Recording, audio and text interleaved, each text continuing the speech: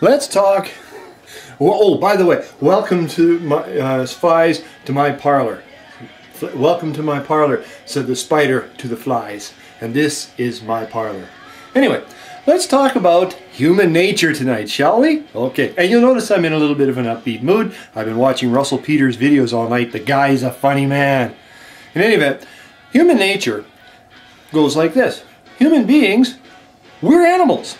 We're not the evolved, transcendent beings we like to think we are. No, we're in the mud, you know. We're not a nice bunch of people. We do some pretty horrible things to each other too, I might add. Okay, so here's the thing, okay. There's some constants about human nature that, you know, they're out there, they exist, you know. People are people after all, right? One of them is the quest for power. Anyone that tells you they don't want power is lying to you or mistaken. Charitably, maybe you're not defining it right, but whatever. Anyone that says they don't want power, well, you dry that out, you could fertilize the cyanide, okay? And yes, I have seen Good Morning Vietnam, and I know what that reference is about, okay? The thing is, everybody wants some power, even if it's just control over your own circumstances. And we all know plenty of people that want control over their own circumstances, don't we? Thomas Hobbes, he made a philosopher, he made an extensive study of how human nature, well, we're not exactly the best, brightest, most charitable things that ever came down the pipe. You know, we can be kind of crappy to each other, you know. Thomas Hobbes, by the way, came up with the idea of the social contract, how we give up some of our sovereignty, some of our personal power to the state. The state offers us protection so we can go about whatever it is that we do in peace, knowing that Big Brother, you know, George Orwell's great character, Big Brother, will look after us, you know. That's a little more of human nature for you folks, okay? But where I'm coming from is everybody wants power.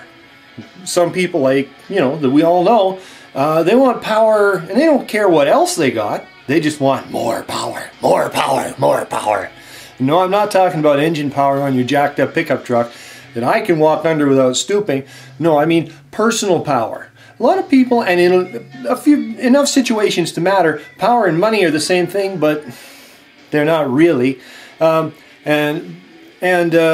know, because you can have a lot of money but no power. You can have no power, or you can have no money and a lot of power. You know, the hobo that can make presidents and kings and that sort of thing, or the $1 million financier who has no control over what happens to him. That kind of thing. Okay. Everybody wants some power in that they want control over their own circumstances. That's the way it goes, okay?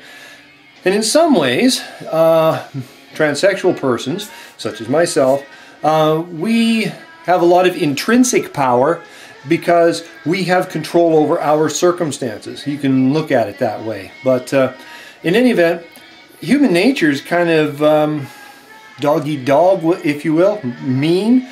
Karl von Clausewitz said that war quickly devolves to its most savage, brutal aspects. And, you know, you can take a step back from all that and you can say human nature devolves to its most base and savage aspects pretty often, okay?